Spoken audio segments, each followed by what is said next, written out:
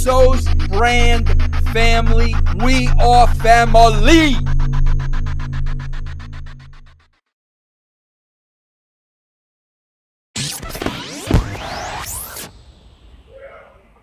Hello everyone, and we're back.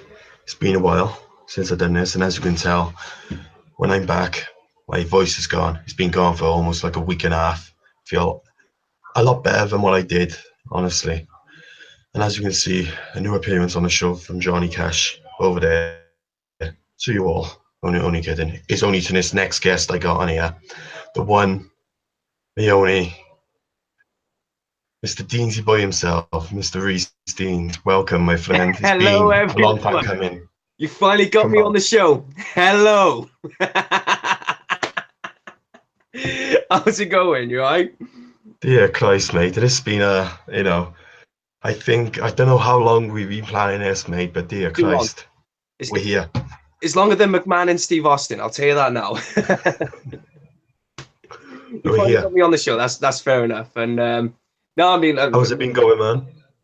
not a lot really. It's just well, I'm saying that university's going well for me. Finishing in May time, sorting myself out with theatre experience, and enjoying my football, enjoying my wrestling, of course, and enjoying my YouTube channel. If I only just got back into, I had to take a break again because I just didn't know what content I wanted to do. But everything's good down back in Barry, but in our home turf, seeing the old faces, and everything's going well. Oh, nice to hear, man. Like I say, I know what you mean about taking a break with the thing, man. It gets a bit a lot of stuff around you, man. Like, it gets on top of you. I'll tell you now, man. It gets on top of you. Like, you told about your theatre company? Yeah. I was coming up in June time. Well, I got a few showcases coming up, but two of them are my own theatre production. It's called Green Acres Theatres, and I basically found the company, even though it's starting off as amateur sort of, and I took the name from my street that I grew up for over 21 years. So that came in, and I'm doing a musical showcase in March, and then I'm doing my very first play. I put it on there in my university's theatre from the 14th to the 15th of June. And it's just a starting point for me to go into theatre, do a bit of acting work. Well, not sort of acting work, more of directing, writing. Just get some experience done, because I've already done the acting. I've done it for God knows how many years, and I've rarely done any written or directorial work. So I thought it'd be a good idea for me in my university time to focus on that more. And I think that's one of the reasons why I picked script writing instead of acting as a course for university wise level, So that's what I've been doing most of my time. Oh, brilliant, man. Like I say, who's the star of the show, and you? Or I've seen a few online, mate, and the only reason I'm asking because you've actually got a few boys, haven't you? Like, a few boys doing it, ain't they? Is Adam? Yeah, Wolfie's doing it. He's the whole point of my play is it's called the just dropped something, and the whole point of my the play is it's called The Waiting Room. There's no leading or supporting roles, if you know what I mean. They're all leading actors, because there's only 4 characters in my play. So yeah, Adam Wolford's one of them, and three of them are his university course mates, which became my friends. Then they're Michael Preston, Sam Vaughan, and Tyler Rowlands. I approached. Shout out. Yeah, shout out to them.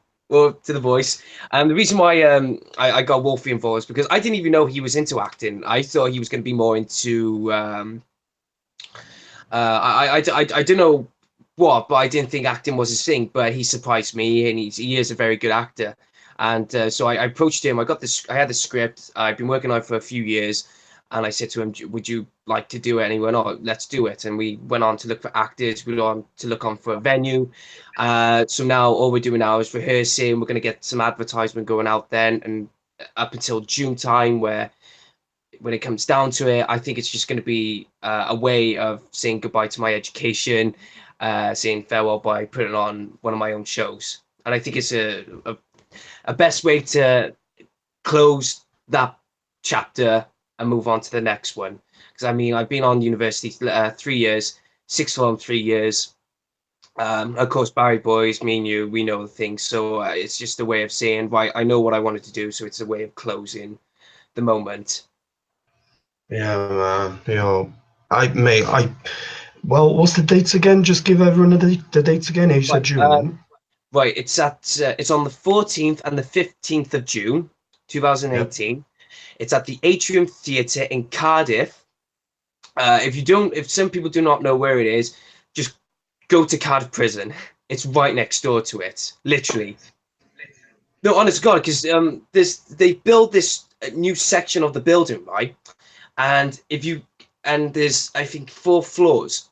If you go up to the 2nd, 3rd, and 4th, you could just see over the prison, and you can see the play area, the relaxing area. You can see prisoners walking past you, thinking, why is it built next? A good idea, eh? Yeah, good idea. Yeah, like put it next door to a prison. I'm telling you now, man. No, man. I'm sure it'd be good. You got it. Moving on. You talk about the glorious Barry, mate. I'm in glorious London at the moment, and I tell you now, man. I sent this to you well last night as well, and when we spoke, I said, to be honest, mate, I think it's getting a bit on top of me. You know, the pace of everything and that. See, I thought I would get used to it, man. Well, YouTube or university, like uni, just the pace just like the pace of London. Yeah, man. It's man, it's completely different from Barry. Yeah, I know. Tell me about it. I mean, it's because you're stepping into a new, different world, in you. I mean, I know it's London, but it's absolutely a new world. It is a different world. It's the real. Well, they say welcome to the real world, but what is the real world? Yeah, you know what I mean. A lot of people experience the real world in different ways. I mean, it's like with me. I haven't got a job at this specific moment. I've been looking for one. Don't get me wrong, but it's hard. And a lot of people say you got to move out, got to get a car, you got to get this. I'm thinking, why do I have to do this? Because they say, oh, this is the real world. I'm thinking, well, no. If your will consists of a schedule list where, right, you got to get a car, okay, you got to get a house, or you got to get a job, or you got to get this. Whereas me, my life consists of my own world, not in cuckoo land or anything like that, but my focus structure is, right, I want to do this, I want to do that before I get on to doing that. I mean, it's a lot of people are saying to me, find it easier getting a car, and I'm thinking, what's so great with a car?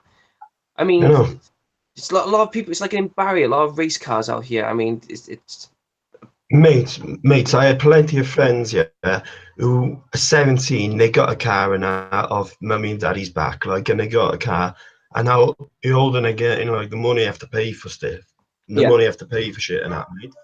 And they literally, mate, they said, like, and they wish they never got a car, especially in that age, because it's just, they don't go on nights out, they don't do anything like that because they can't afford to. Well, it's like, I'm 21 for God's sake, and you know, I don't need a car. My university's in Cardiff. I think the only furthest I have to go is to Gibraltar in Llandaff North to see my dad's side of the family, my Nana Rose and everything like that. And all I had to do was catch a fucking train.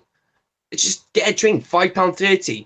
Okay, fuck, Arriva trains Wales is shit, but I mean, at least it's getting me there and back. That's fine. And a lot of people saying, "Oh, I find it easier with a car." And I'm thinking, no, it's not easy, because you need money to get petrol, to pay the VAT, or the MOT, VAT, whatever you want to call it, and you got to pay to repair the car. And then next, you know, they're on Twitter going, "Oh, I have to pay this." Well, that's your fucking fault. You know what I mean, mate? It's your fault. Oh, mate, it's not mine. Mate, you chose to get the car. You talk about Twitter, mate. You talk about Twitter, dear Christ, man. You see some randomers, don't you, mate? Yeah. Honest to God, man. Personally, mate, I don't know if you're the same, but literally, social media for me, I use it as something fun. I don't use it to like demonstrate everything that I think is right. You know what I mean? Yeah. Or everything that is wrong. I just put down what you think. Shit, like whether it be like music, wrestling, photos with friends, you know what I mean? I don't mind putting shit like that, but I don't go on like, you know, a rant of why someone shouldn't have that or someone shouldn't have. Mate, honest to God, I do think, like, mate, it's like now at the moment, every single person in Barry or everyone I know on Twitter, like, mate, they've all turned into how they can run America. Fucking hell, that. Like, I'm just like, fuck off. I'm just like, just focus on your own lives Everyone a wants to bit. become a politician. That's the thing. Everyone Everyone wants to thinks they become a know. politician. No, go on. I know. I was just gonna say, mate. Everyone knows how to become a politician. Everyone can come out, and everyone wants to be the Roger Federer. You know what I mean? It's like fucking hell, mate. Honestly, and say this summer, like the World Cup is coming up. Say all I hear every single night is people slagging off Jose Mourinho. You know, I guarantee you, Mourinho will probably win a trophy this season. Yeah, He probably will. Everything's dead. It's just like the thing is with me. I'm not a political person. I mean, I have my views on politics. Yeah, views. Your man, and this is what I'm hearing at, mate. It's the Like, thing, right? literally, if people said beforehand, yeah, this is my opinion, I'm fine with that. If that's your opinion, you're allowed to express your bloody opinion. But not when they put it as fact and they try to talk for other people. Yeah, I don't like that. yeah. It's just it's like I was reading up what was it? It was an article or something like that, right? And it was this in America, there was this woman who dressed her daughter up, and I think the daughter must have had a saying in it. I know she was only little, but she must have had a saying in it. But she was dressed up as Japanese, white face, proper. Do you know the Mulan, the film Mulan, where they all it's like the black, I don't think I've seen it. white makeup, burnt hair. If I see it, I'll probably recommend it. Well, she was dressed. Well, anyway, she dressed up as a Chinese symbol or something like that, whatever. And next, you know, there's this woman. There's a lot of people saying, "How dare you? You're a racist. You're being racist to Japanese people." And it was only until they got silenced by a Japanese woman to say, "Well, you're wrong because she's celebrating our culture, which we're happy to give away. Well, not give away, to share." And I thought that is the best excuse, and not best excuse, best argument and best statement to put across, because how can they fight for them, which they haven't got a fucking clue what the bigger picture is? But then there are some, I mean, that's just the one thing, and probably someone could have said, "Oh, but that's different," but everything's different. Everything, I can only say everyone's a racist, so without even realizing it, but every single person is a racist. So, or everyone insults someone, everyone does this, everyone does that. But at the end of the day, for me, I'm not a political person. I don't like talking about politics. Politics is not my thing. My thing is either football, wrestling, acting, theatre, film, whatever. What the sky is blue, the rainbow hovered over us. That's me. If someone mentions politics, I'm thinking, "Oh no, go away, flee, be gone." You know, I just can't be dealing with that shit. Literally cannot be dealing with that shit. Mate, I completely agree. And to be honest, like, and when you say about not being into politics, and that, mate, the other day, yeah, I had someone in my university, and they turned to me and said, "Oh, it doesn't matter if you don't get involved with, but you're still always going to be a part of politics." I was like, I understand that a bit, but then again, I'm like, no, I will never involve myself in politics. I always, mate, because up where I'm staying, mate, there's a massive following for Labour, Jeremy Corbyn in North London now, because that's where he's from. And to be honest, mate, it's like I'm bombarded with it every single day. I'm like, I don't get involved. I'm not Labour. I'm not a Tory. I'm not, you know what I mean? I don't do it, man. I do not do it. But it's kind of like it's forced upon me. Yeah. And I don't like I'm that. just like, and I'm just like, piss off. Yeah, literally, piss off. Mate, honestly, I went home last week. I was back in Barry last week, mate. Yeah, first day I'm back, mate. I go down the nap. Mate, I cannot tell how nice it was just to walk along the nap and breathe in. Yeah, breathe fresh air. Mate, fuck, you know, I felt like a new person, man. Yeah. A new person. I think, honest to God, and people, man. a lot of people. It's not appreciated. Yeah, because I mean, it is stressful. It is hard to take. But I mean, my biggest relief ever is that I remember I went to. Here's the thing: I had a very stressful week, and I remember speaking to my girlfriend, and she said, "No," I said to her, "Do you fancy going to the cinema?" She went, yeah, no problem. Well, we're going to see 3 billboards outside Ebbing, Missouri. It may be some political. It's not a political film. But it's got little elements. But it's. I thought it was. Someone said it was really good. I thought, I love cinema. It's a getaway for me. So I went down the Barry Memorial Hall, which is our own cinema now. And me and her just sat there and we watched the film. And I just breathed out. I just exhaled, and I just couldn't breathe again because it was just a relief, a getaway. I had my girlfriend stand next to me. It was lovely watching the film. That's all there is to it. That's my way of getting relaxed. And then the next day I had to go in just to fucking go into more directorial things, and then hearing a lot of people, you know, social justice warriors and all that sort of thing. So I oh man, Mate, it's don't, man, just don't. I can see. Oh, fucking hell. When I just think of it, mate, I just think of, like, I call it like the PG police on Twitter. PG police. The PG police, PG mate. Honest police. to God, like, mate, you can't say anything. No. You cannot. Honest to God, you cannot say anything. Yeah. I'm just like, fuck off, you know me. But moving on, man. But moving on, like, if we get into that too much, man, we'll end up just ranting about everyone. We'll end up getting more hate than Donald Trump. Yeah, I know. There they are. But yeah, man, I'm moving on. So we've already mentioned, like, you know, well, for you, you might still have the love, but for me, man, it slowly has disappeared, and I don't think I have any more professional wrestling.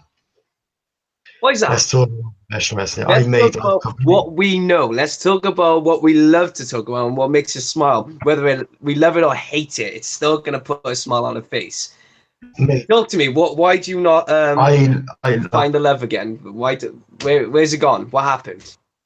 Yo, mate, if you on a Monday night now, yeah, you usually be able to sit down, watch a show, watch Raw, enjoy yourself for like 3 hours or however much it is, even though like about 45 minutes of that is adverts. Yeah, but you're meant to just sit there and enjoy the show, mate.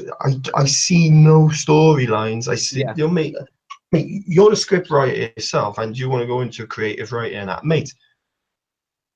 I honestly believe, mate, what people don't know, man, me and you, man, and we spent time in the past, and we've spoken for hours about creative writing, mate, and I know that's for what we talked about was Hall of Fame fucking worthy. Yeah, compared to what they're doing. I remember here's the thing. If I got a good story to tell you, it's just about us two, right? And this is for the viewers. I remember who was it? It was Keras Meadows' party, right?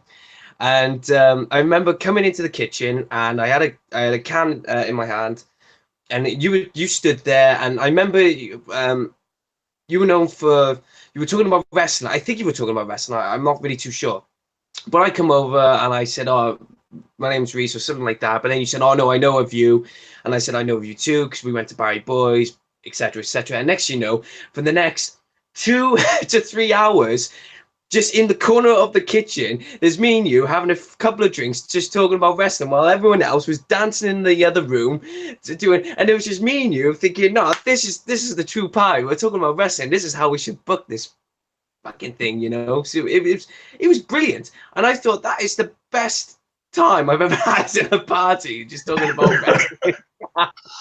How many parties have you been to? Literally, no, man. Oh man, I completely agree. Like, we were just stood there. I think I obviously we can't remember exactly what we talked about because there was probably so much. But mate, really enjoyable. And to be honest, have you still got your love? Oh, I've still got the love. I mean, it's not gone away. I think my love for WWE has deteriorated a slight, but my love for professional wrestling as a whole hasn't gone away. I mean, I go to watch Attack Pro Wrestling. I go to I go online to look at other things. You know, even sometimes I just look into the past for the WWF era, you know, and it hasn't gone away. And I go to these meet and greets, I go to the Q&As, you know, I go to the conventions where the wrestlers are. It's not gone. I just think WWE need to pull their finger out of their asses and just start actually realizing, hang on a minute. Yeah, but for how long, man? For how long? It's been like this for years. It hasn't. It's not just something which has come up now, mate. Have you looked at the Is look at the ratings. Have you looked at Look at the ratings, mate. You know, yeah. Here's a fact for you, yeah. The first 8 or 9, I think now is 9. The first 9 shows since the start of the year, yeah. The main 2 guys on the Smackdown show, like, it's been Owens and Zayn, yeah, mate. For 8-9 weeks straight, yeah, mate. The ratings have gone down. What's that saying? I think there's 4 main guys in SmackDown. There's Zayn, Owens, AJ Styles, and then you got an argument then with either Ziggler, Dolph Ziggler, or Bobby Roode. That's the thing. But I can understand. I think it's more of the content, because the WWE have insulted the fans' intelligence for God knows how many years. But here's the thing now. WWE have now Vince McMahon has come out and said that the XFL is coming back, and the news are coming around to say that Vince McMahon is going to focus entirely on XFL, and that Triple H is going to he's already taken over 205 Live. He's in full control of 205 Live, NXT, of course. It's even worth watching. 205. 205 Live. Who watches it? Now, I think now, but I think during the time when Neville was champion, I thought that people should have watched it then. But now, with Triple H taking over, there's a tournament. Mark Andrews, a fellow Welsh wrestler, you know, he's in the tournament. He's won his first 205 Live match there. He's done well. I can honestly, I think it'll get better when Triple H goes, right, just do more. When he takes over, I think, give the benefit of the doubt, is that he will do a really good job. It's like when I was watching the CM Punk podcast, not podcast, the pipe bomb, the infamous pipe bomb. He said it's going to be taken over by his idiotic daughter, Stephanie McMahon, and I thought, yeah, that's true. And then Duke's son-in-law, and I just turned around and went, well, he's not really an idiot when it comes to wrestling. I know for a fact you don't like him because he didn't put you over. I can understand that, but in all fairness, he has done a pretty good job, a damn good job. So I can't really fault Triple H now. And here's a guy, right? Here it is, right? Here's the fact. Here's a guy that turned up, right, when WWE were in Cardiff, right? ICW, the Scottish promotion, right? They were doing their show down the tram shed, just down the road from where the motor point was. And next you know, Triple H and Pete Dunne turned up to this independent promotion, which is never heard of. No WWE official, especially a guy like Triple H, who's in the top ranks in the company, just to turn up and go, thank you, and here's my way of showing you appreciation. I've come to an independent promotion. That's just entirely enough, you know. And it's amazing what he has done for the company, Triple H as a whole. Whereas whether as a professional wrestler or even as a company man, he knows the business. And I think he knows it more than Vince McMahon has in the God knows how many years he's been owner of the company. I mean, let me ask you this then. How many times has Vince McMahon been so controversial? In reality, this is reality basis, right? How can you name me 3 controversial historical moments that Vince McMahon has nearly put WWE or WWF in jeopardy? Oh, I gotta think now. Probably number 1 would be probably the steroid case in the early 90s or late 80s. Didn't they have a steroid scandal? Early 90s. 93. Early 90s, yeah. 93, was it? Yeah. To be honest, mate, there is probably more. I can't think of the top of my head, but that's the one which stands out to me. There was the steroids case. Yeah, there was the steroid scandal. Then Say that again. the steroid scandal. Yeah. Then you got the sexual assault allegations. Yeah, mate. That was Honest to in the God, 80s. do not be surprised, mate. I will not be surprised with all of this coming out now, mate. Don't be surprised if a lot more come out in professional wrestling. Yeah.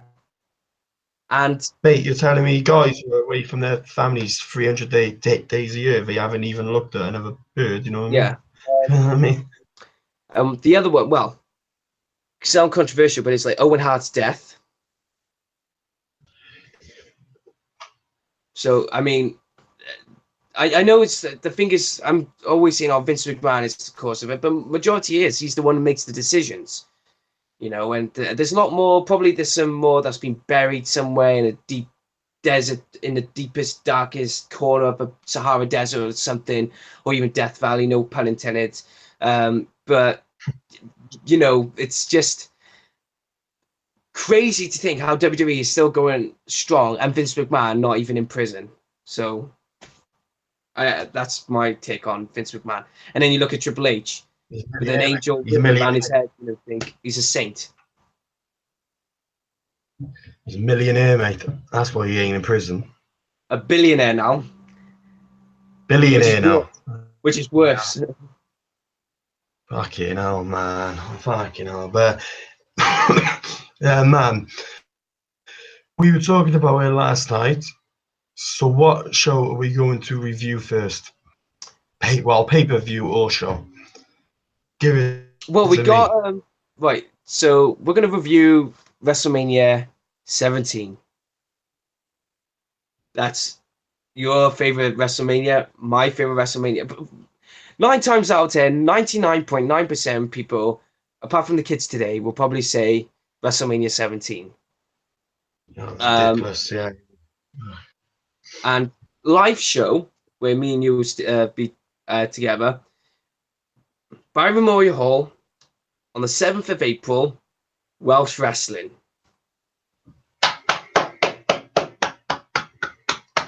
Welsh Wrestling, eh?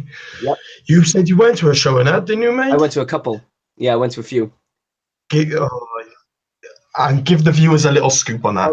And where can they check it out? I don't know. What's the matter? What was that again, Mel? And give them the rundown of what Welsh Wrestling is all about then.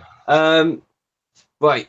You look at World of Sport, right, back in the 80s, 70s, 80s, where Big Daddy, Giant Haystacks, Kendo Nagasaki, you look at them, that kind of sport or entertainment, this promoter called, I can't remember, I think it's Alan Ravenhill. It's Ravenhill, but something Ravenhill.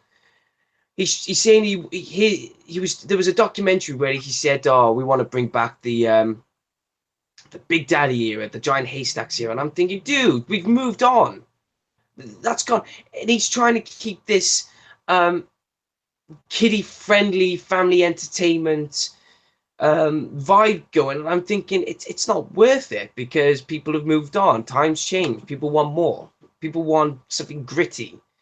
And the thing is, when I went to a couple of these events, I didn't think some of the matches were good. There were two. The wrestlers were more looking at the audience, going, "Oh, come on!" Stamping their feet, clapping their hands. You know, come on to the fans. And I'm thinking, get on with the match, and they will follow suit.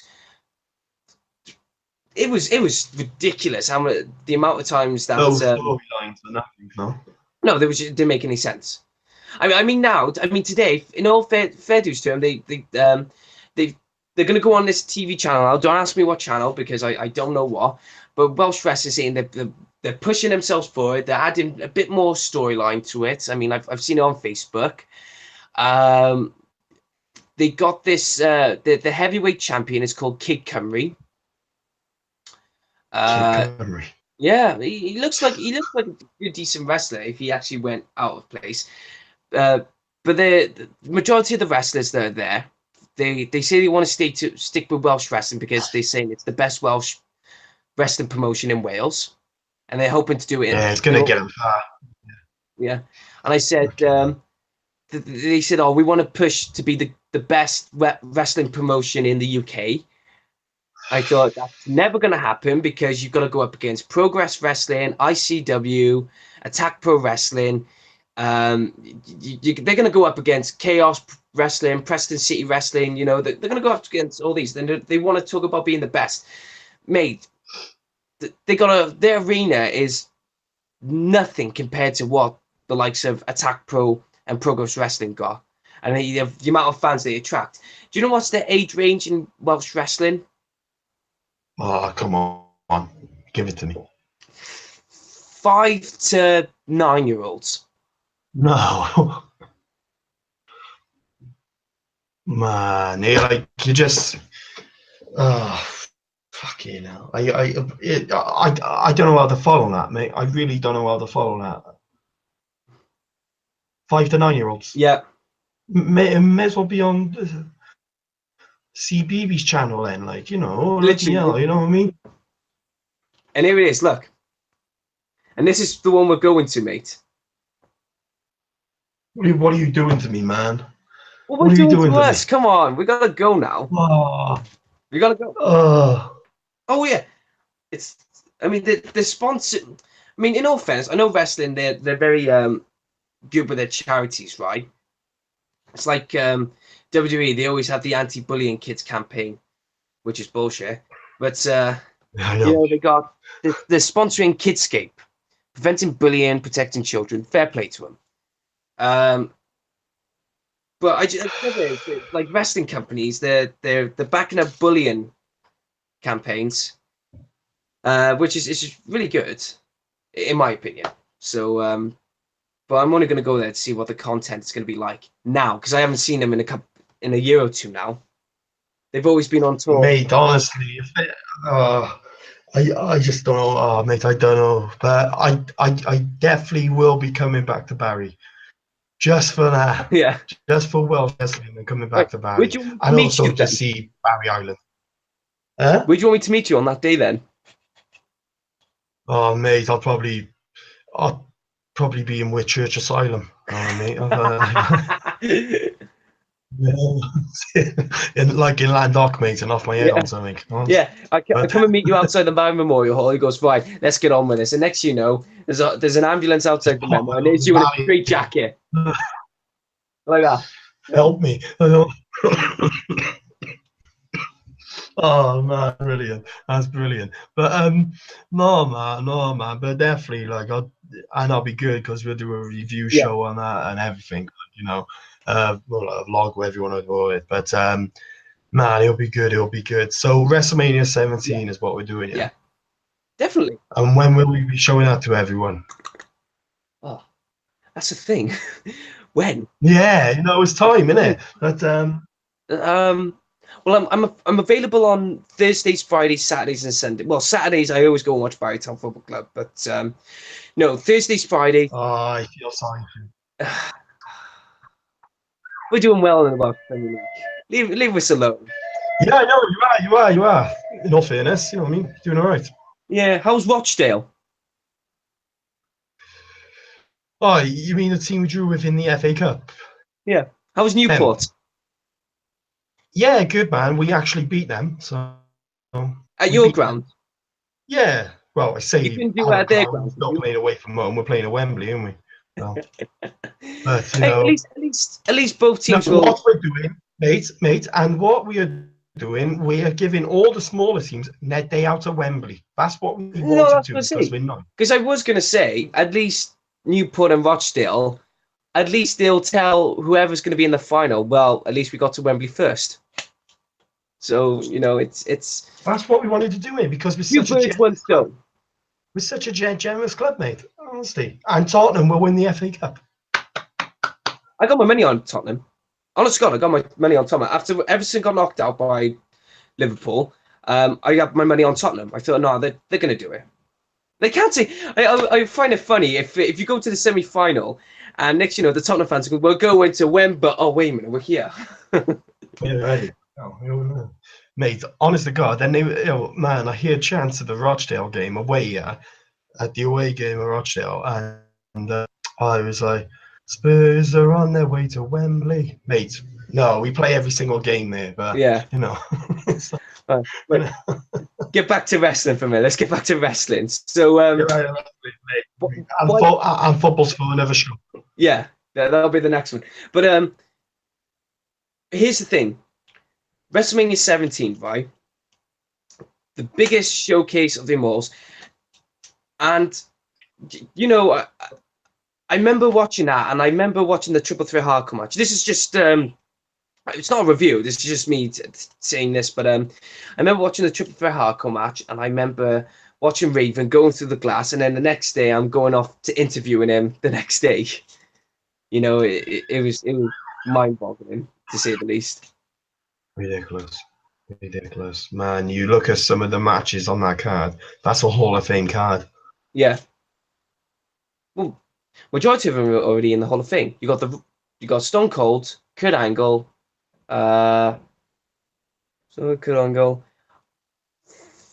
Edge, the Dudley Boys. They're going in now.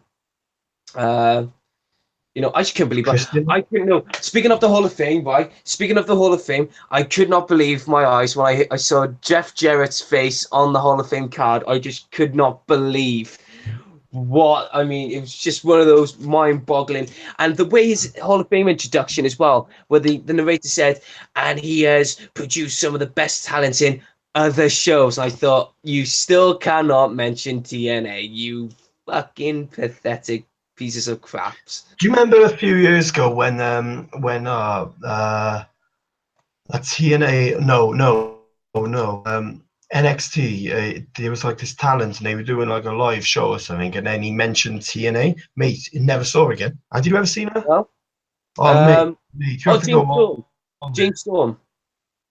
Hmm? James Storm. Was it him? Yeah. He came to this one live event show, and there was a lot of promise that he was going to be this main event talent, but James Storm, being anti-corporate and all that jazz, he thought, no, it's not for me, and just took his ball and went back to TNA. Mate, I tell you now, man, you know, there's so much in wrestling that we could talk about. Number one, Vinny Russo, Jim Cornette. Right, coming in, let's talk about our babes. Right, let's talk about your Russo and my Cornette. You start off then. To be honest, mate, I don't think there's much to say apart from he is a legend. Oh man, I just remember the tweets he messaged you, or us really. Ooh, Jim Cornette. Yeah, Jim Cornette. Mate, don't get me wrong, Jim Cornette, man, he's brilliant and everything, like, but the way he gives slight digs to Vince Russo and that, like, and what he's done to Vince Russo and that, mate, all it is jealousy. You really? Jealousy, because every time when there was a decision to be made between Vince Russo and Jim Cornette, Vinny Russo always got the upper hand. He always got the job ahead of Cornette. Always. In what way? Creative. In WWE in 98 or 99, or one of them, mate. Russo got picked ahead of Cornette. He took his job.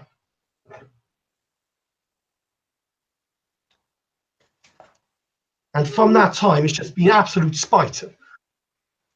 Jim Cornette, he can't accept it. But did Russo actually left a big positive mark on the wrestling business?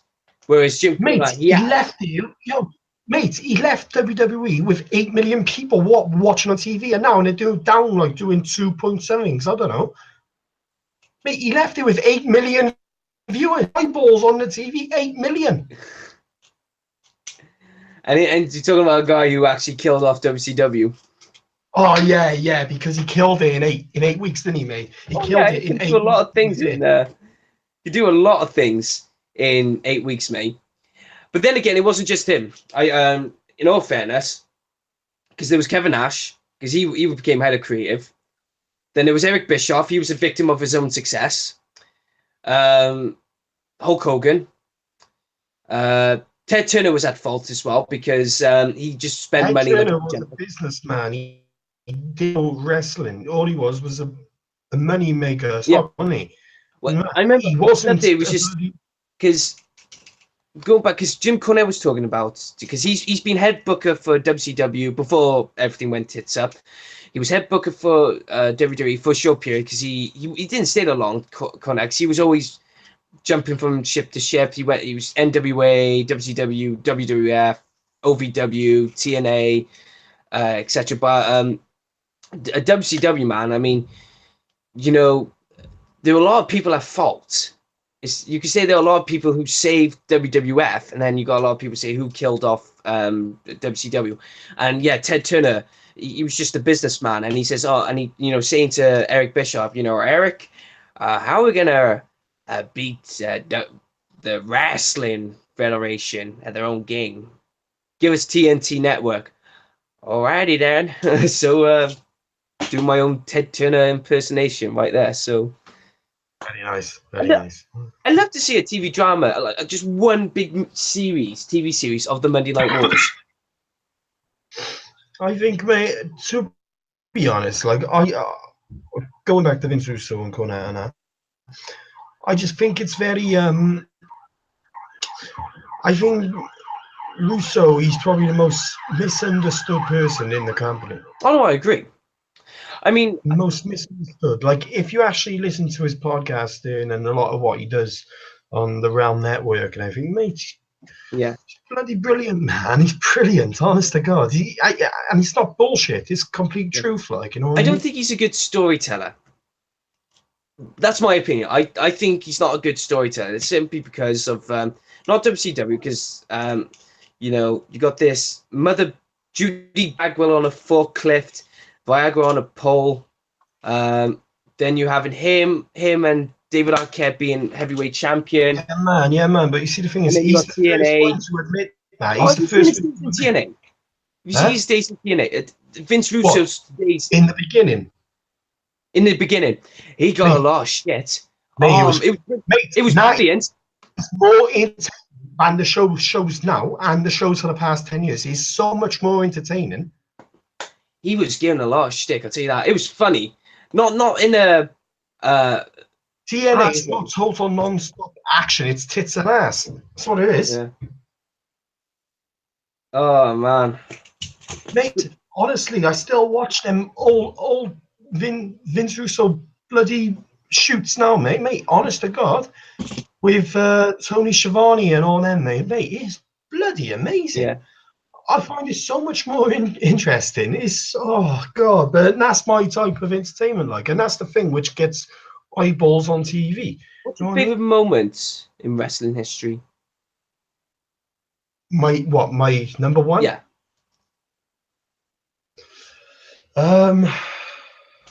My favorite moment in wrestling history is probably when Benoit. Mm-hmm. I know I said his name. You went there. You went there. I went there. When Benoit won the title of WrestleMania 20, and then Eddie Guerrero come out, they celebrated together at the end of WrestleMania 20. Yeah. Look up Eddie and that. That's my personal favorite moment. Yeah, they looked at each other and thought, we did it. And now they think they're both not even here. Huh? Shit. And now they think none of them are here. No. Both dead, and one's going to be remembered and one's not. So, my favorite moment, I got too many. It's conflicting with the Hell in a Cell in 1998, King of the Ring, which started my love for wrestling, or WrestleMania 17. Austin shakes hands with Vince McMahon, Satan himself. That's both my favorite moments. Man, we gotta do some reviews on this. Yeah. Tell you now, man. Also, film reviews. Film reviews. Well, man, my friend my friend Harry, he's asked me to come and do film reviews, so I'm up for anything. I can even do different types of reviews because he's asked me to come over to his house. We could do a live review of 5 worst films and 5 good films, and we're doing it. We do the first 5 worst, then the next 5 best, and then go back to doing the 5 worst, and just, like a pattern, if you know what I mean. So I don't mind. I'm up for anything because I know you're a big Robin Williams fan. So that's I mean, I'm a big Robin Williams fan as well, but I'm more of a Tom Hanks guy. I'm a Tom Hanks person. Yeah, man, I love them all. I love like Robin Williams, Jim Carrey, all that, man. Some Ben Stiller, you know, I like all that shit. You know what I mean? I'll ask you just very quickly before we go back onto wrestling, right? I'll ask you your honest opinion, right? What are your thoughts on Adam Sandler's career today? Don't hear a lot from him now, do you? But to be honest, you know, I don't know. I can't talk for his career, but what do you mean? Like, well, it's just I think of his films and that. In the early stages of his career, he's actually lifted himself as a comedy gold genius. You know, he's done Happy Gilmore, Billy Madison, The Wedding Singer, Anger Management. So his career was taking off pretty good until some of the films, which I think the reviews or critics or even the Golden Raspberry Awards. Seen The Cobbler? Huh? Seen The Cobbler? I've seen The Cobbler yet. No, I haven't seen The Cobbler. But here's what I mean. Ever since, I think after 2005, his career started to plummet a bit because he kept After The Longest Yard, was it? Huh? After The Longest Yard? I think After the Longest Yard was a good film. I think it was a good film. It was a fairly decent remake. But yeah, like, let's have it real. If it didn't have the star power in it, it would have flopped. But here's what I mean. Because ever since, from 2006 onwards, Adam Sandler kept using the same tactics over and over again. He kept bringing his friends into the film. He kept using childish toilet humor, you know, and he kept the things he done just made complete no sense at all. And one of the worst films, you know, Jack and Jill, I thought that was stupid. You know, You Don't Mess with the Zoan, I thought that was stupid. There were a few films leading up to 2017, which were just everyone went, what's he doing? You know, he's just became one of the worst filmmakers or comedy geniuses today. And it's only until the Meyerowitz Stories came out on Netflix, which is a comedy drama. Okay, it's comedy in it, but it was more drama around Adam Sandler because a lot of people went, you can act, go and do more drama. I mean, he missed out on... here's a trivia for you, because I'm a big Quentin Tarantino fan. Inglourious Bastards, you know the guy who played Eli Roth, the guy who plays the guy with the baseball bat? The one who beats up the Nazi with the baseball bat at the start of the story? I don't think, no. I call him. I don't think so. I don't know. It's one of them. I'm just going to have to watch again, like, it's been so long. 1 minute, I got the DVD here. 1 minute. Just give me a moment. Right. See this here? Do you know that character there? Oh yeah, of course. Yeah. It was Adam Sandler was approached. Oh. He was approached to play the part, and he said, "No, I'm going to go do Funny People instead," which is not a bad film, but you know, I think if you had to pick over that or Quentin Tarantino's film, I would have gone for Quentin Tarantino all the way. Of course, man. Of course. Yeah. But he's probably in a situation, man. He doesn't even need the money. Probably, but that's the problem, though. If you don't need the money, but if you're dying for desperate needs of money in the future, and your career has not been good, then that's the problem. You got to have a good career. You got to make the right decisions. You can't simply do everything for the money. Well, this. Oh, yeah. Braun Strowman. What's that? Braun. I'm gonna have to stand up, man. Monster of men. Braun, oh my god. Bay. He's an attractive guy, isn't he? He's a sexy beast. Yo, man, have you seen I'm not being funny, but did you see him fall when Brock gave him a receipt? The Rumble? Yeah. He ran out of his seat. Man, that was fucking brilliant. I'd say that was a proper shoot. Yeah. But did you see the knee he gave to Lesnar? Yeah, he gave him the knee. I thought, but then again, Lesnar's used to having knees to his face. Yeah, but still, man, innit? I thought, yeah. And then in all fairness, kudos to Lesnar. He just turned around and went like that to him then. Dropped him. Give him a comfortable blow to the head then. I thought, well, that's wrestling. If you're going to hit someone for real, they're going to hit you back. So it's the way of life in wrestling. You hit someone for real, they're going to do it back. If you can't let them do it back, they're going to fuck you up. Absolutely, man. Absolutely. Oh, man. Right? On YouTube, whenever you got time, mate, go and watch Wrestling Got Real. There's different parts. Watch all of them. There's one where there's one independent wrestling. It was a tag team match, and this one wrestler kicked the other guy in the head, and he thought, right, let me have a dig, give you a dig back. So, because you hit me for real, let me hit you for real, and let's be done with it. He didn't, and he just went after him, kicked him, punched him. I mean, proper fight, bare knuckle fight. Even his tag team partner, when he tagged him in just to calm him down, he said, "Look, don't do that to me." He did it to him, and the both of them just fucked him up. It was mate. Honestly, God, yeah. And here's a question for you now, yeah. Go for it. And it's probably not one. Use the thing, but what do you make of wrestling crowds, especially in WWE? What do you think of them? I think they're complete marks, mate. Honest to God, it's like now it's gotten to the point. It's just like you could just do a standard wrestling move now. This is awesome. Yes, yes, yes. Fuck off. You know what I mean? Just no, like me. I honestly think the days of it's kind of like now. Yeah. Do you know if Nakamura or Asuka was to do it, mate? Have you heard their promos? Yeah. Why, mate? I think creative are doing it as a laugh to pop themselves in the back, mate. Give them a translator, and that would add to like the mystique of their character. Yeah. Give them a just translator. do you know what I mean? Don't embarrass them on live TV. Yeah. I think that's exactly what they're doing when Oscar's there. You can not beat me. Like that. I think you're taking the piss out of them. I honestly think you're taking the piss out of them, yeah. But do you know, yeah, a crowd 20 years ago, yeah, every single time she would talk, you know, it takes her 20 minutes like to say one word, like, yeah. But literally, if a crowd now was to say what after every single one, mate, yeah, what? Now people would be branding them a racist. Is that real?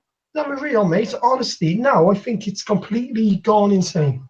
And yeah. I think now the story writers in the back, creative bookers, whatever, mate.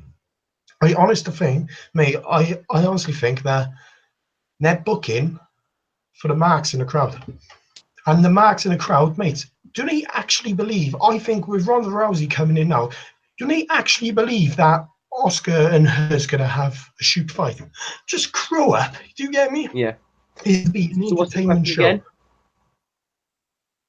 The question was, why are wrestling crowds, especially in WWE, full of marks?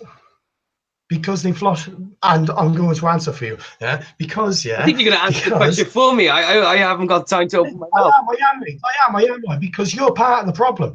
And, you know, you are part of it, man. I don't forget that wrestling show in Cardiff. You started going out chanting, you know, mate. Here's the thing, right? People go out to have fun. It's not about rules. It's not about having fun. Yeah, but here's the thing, right? Pete Dunne, Mark Andrews. They are talented individuals. That's why I was chanting for them, because I like them. They're good. Nakamura is a now, Pete Dunne, I know you like him. I know. 1 minute. 1 minute. Done, mate. The promo. How was that character? What is your ideal of wrestling then? What? What is your ideal wrestling? Tits and ass. Mate, I know, mate, yeah, like you never, like, and say, I seen these marks on Twitter, yeah, thanking God that there's no more bra and panties matches. Why not? And I was entertaining, fucking hell, but now, yeah, you can't do it, you can't say that, it's sexist. And what's on, it's like women's fucking revolution. Would you like a striptease or a wrestling match? What? Would you like a striptease or a wrestling match? A striptease? I'm a bloke, mate, honestly, that is it. Huh? Go to a You're strip club. telling me? What?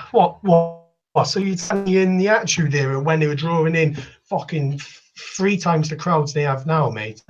Just look at the hard camera from this week's Smackdown, mate. There was no one there. Yeah, no one there. And why is that?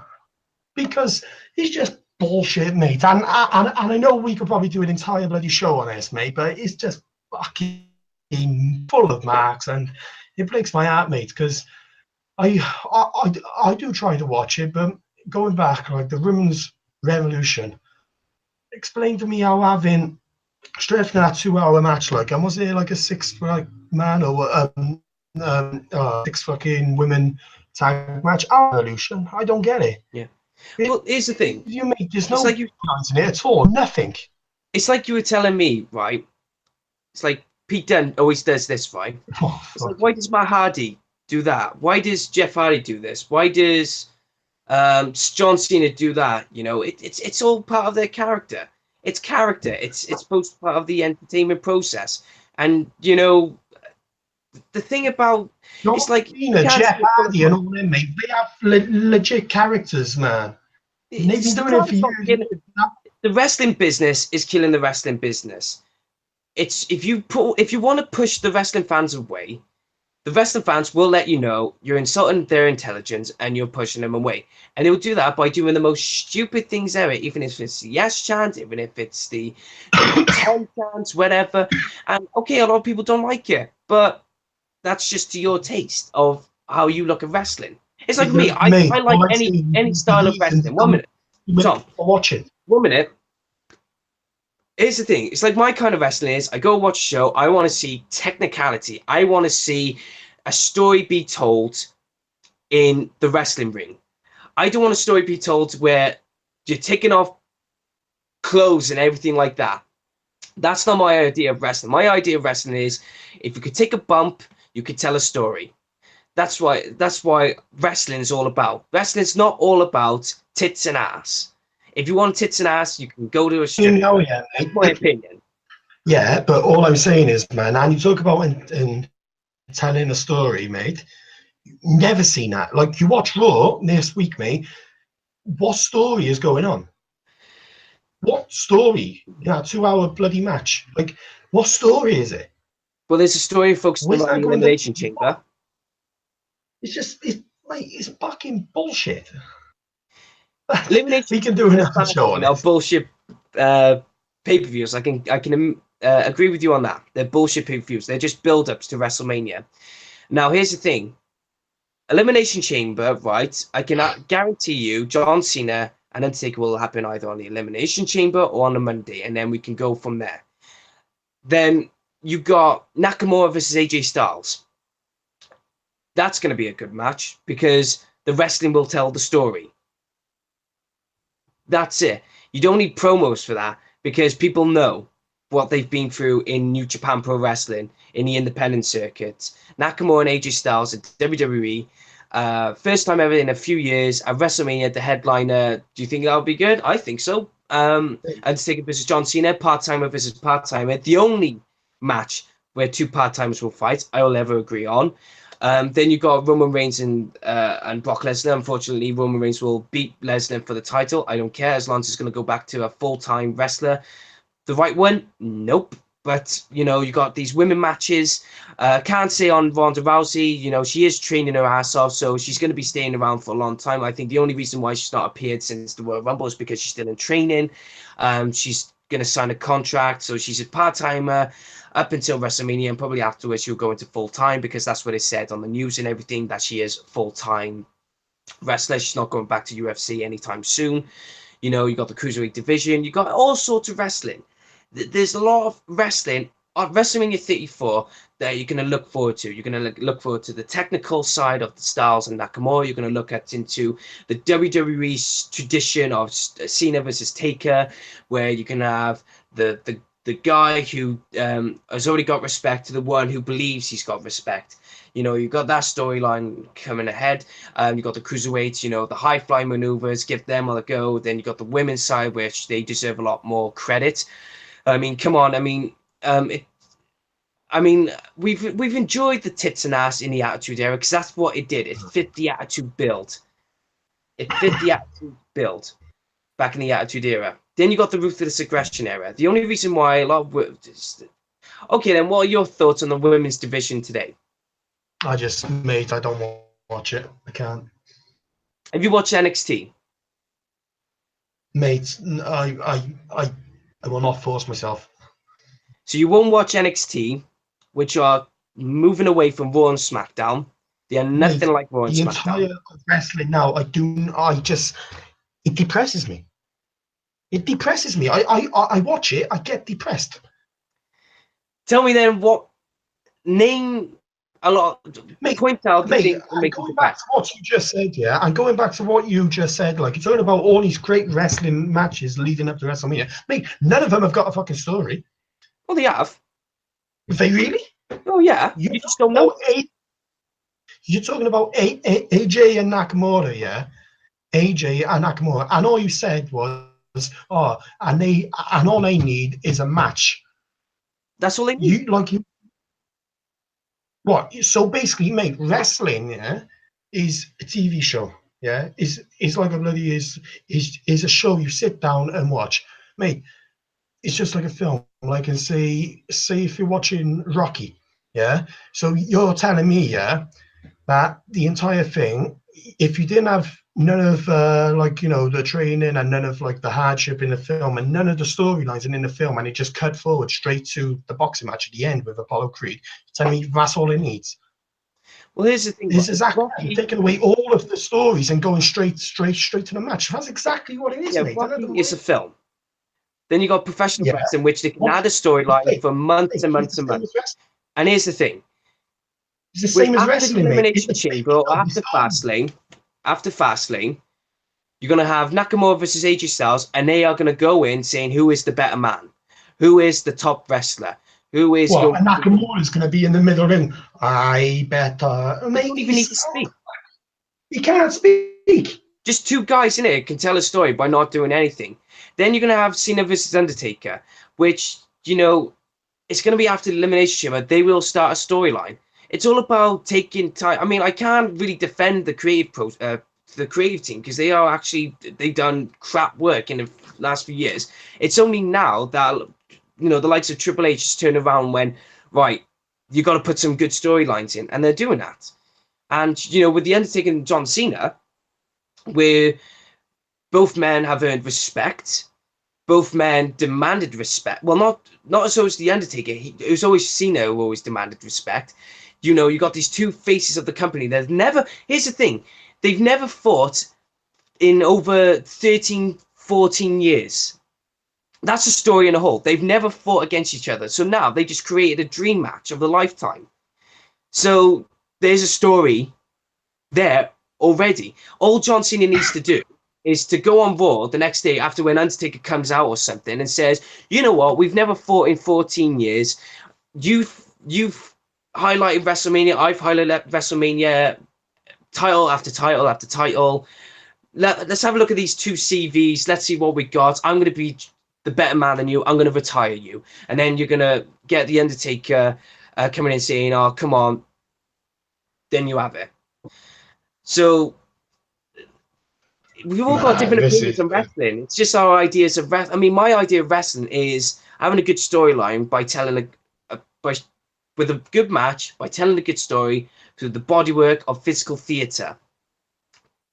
It's like in theatre as well, on the stage. Some of the times, it's like ballet. I mean, I know wrestling's not ballet, but let me just try to compare some of the things, right? On theatre stage, right, you could tell a good story by singing a song. You could tell a good story by dancing. You could tell a good story by just pretending to do something, miming everything. Everything's got a story within a medium, within a style, or any topic. That's what wrestling's about. How do they tell a good story? You tell a good story by wrestling, by bumping, flying off the turnbuckle, putting the elbow in, the face expressions, the 1, 2, 3s, the pinfalls, the crying outs. I mean, that's how you tell a good story. I know promos add in the 10%. Promos add in the 10% of the story. They just got to build it up. AJ Styles can carry that rivalry. I know Nakamura's not great on the mic because he can't speak English properly. That's fine. I can accept that. I can understand that. But all Nakamura needs to do, WWE Championship. all Nakamura needs to do is just look at.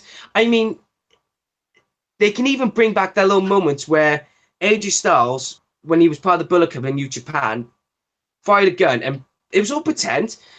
And Nakamura pretended he grabbed the bullet and he started eating it. That's an indication of saying, no, you can't harm me that way. You got to do better than that. You know, Nakamura can just be the silent guy for now. No more promos. Just be there going, right, come on then, come at me. What are you going to do? Just by silencing, by mocking him with the body language. Then again, 10% is that really going to draw viewers? Sorry? Is that really going to draw an audience? AJ Styles and Nakamura are big names already. They're going to draw big names. WrestleMania is already drawing the names already just because of the name. The max, which they have now, yeah. They're not like they're not going to bring in the masses back, are they? Yeah. Well, it's just a way of entertainment nowadays. We've moved on. I mean, I'd love to go back to the Attitude Era, but the thing is, 2.8 million viewers a week. Sorry, mate. 2.8 million viewers. It's not about viewers no more. I don't think WWE. What about? Look, man, they're on a TV network. Of course, it's about. That's all they care about is viewers. TV network. It's not about how good your wrestling match is. It's about the amount of eyeballs on the TV on your product. Of course, it is. $9.99 on the WWE Network now. Oh my god. That's amazing. Oh man! So what's going on? Wrestling. What's I can going on in your world? Because people have different taste. People have different interests and likings to wrestling. You're into the tits and ass. I'm into the technical. I'm into the proper wrestling. It's like I remember. I'll tell you a story now. This is going back a few years ago. I stopped watching wrestling for nearly a year, or even less than that. I used to watch Friday Night Smackdown. Me and my Bamp, or my grandfather, whoever is English watching this, right? I call my grandfather Bamp for the Welsh terms. Me and him would stay up to watch SmackDown at 10 o'clock till 12, or 9 till 12. At first, it was all to do with the wrestling, etc. But then all of a sudden, it got down to the point where it stopped being entertaining no more because of the promos. There was too much of this and less of the wrestling. People come and watch the wrestling. They don't mind. I don't mind a bit of promo work. But when you got two people saying, I'm going to kick your ass, they're in the middle of the ring, saying right across, standing in front of each other, I'm going to kick your ass at WrestleMania or No Way Out or something like that. Well, beat each other up now to have more of the storyline, a little bit of a more grapple wrestling, and let's be done. It's just too. I found it's too much talk, so it insulted me. I stopped watching it for a while, but I only got back into it because for a glimpse of hope, they were getting back into the wrestling. Now I go and watch the independent circuit. I go and watch NXT. I mean, I'll go and watch the biggest pay-per-views ever because they draw the big matches, or they try to bring on the big matches. So SummerSlam, Survivor Series, the Royal Rumble, WrestleMania. I will go and watch them. Sometimes I'd watch the other pay-per-views like Extreme Rules, TLC, Money in the Bank, etc. You know, once in a while. But my money is always going to go towards the big pay-per-views, the indies, the NXT, because I think they know how to draw a good crowd. Not that as in the creative process or anything like that, but I just think, you know, the NXT, the indies have got all their priorities right. And then with the main events, the big four pay-per-views, I think they've got 60% right, 40% wrong, or even 50-50. Some may agree. I just think it's 60-40, but I mean, like I said, it's just my opinion. Oh, nice. But like I said, it's for fucking ever. Because I've had this forever. But literally, man. What's going on in your world then, man? And what's your Twitter? And you got a Green Acres account, haven't you? Yeah, Green Acres Theatre. I got Green Acres Theatre. It's at G Theatre 18. That's my Twitter for Green Acres Theatre. But then my Twitter name on my own profile is at Deansy_boy. So to everyone out there, if you want to follow me because I'm going to talk a lot of crap. Like TVH does. But it's just me. Give him a It's follow. Give him a follow. football, wrestling, theatre. That's all there is to it as of now. When I finish university, I just can't wait just to sit back, relax for a moment, and just take a deep breath and exhale and relax for a bit. You know, that's my way of life at the moment. Oh, nice, man. Not man, but literally, like, you know, it'd be nice to do a few more shows and that. Like, it'd be nice. But thank you, man. Honestly, it's been a nice little show. Yeah, it's You been know, good. we got a bit at the end to come alive a bit at the end, I think. I know. But, Just put all of that in. That's fine. yeah. No, man. We gotta give. We gotta pull over the Green Acres. And Yeah. you know what I mean? Oh, I know it's man. Right. Cheers to you. But thank you Thanks for bringing me anyway. on your show, pal. Oh, it's fine, man. And you'll be back. Don't worry. I'll be back. Ta-da, my friend. See you soon. Cheers, mate.